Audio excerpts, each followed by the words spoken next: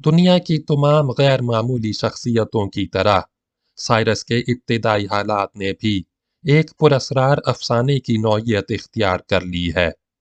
اور ہمیں اس کی جھلک شاہنامہ کے افسانوں میں صاف صاف نظر آ جاتی ہے۔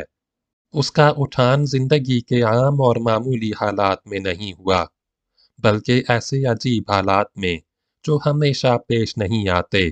اور جب کبھی پیش آتے ہیں تو یہ قدرت کی ایک غیر معمولی کرشمہ سنجی ہوتی ہے۔ قبل اس کے کہ وہ پیدا ہو، اس کے نانا اسٹیاکس نے اس کی موت کا سامان کر دیا تھا، لیکن وہ ایک حیرت انگیز طریقے پر بچا لیا جاتا ہے، اور اس کی ابتدائی زندگی جنگلوں اور پہاڑوں میں بسر ہوتی ہے۔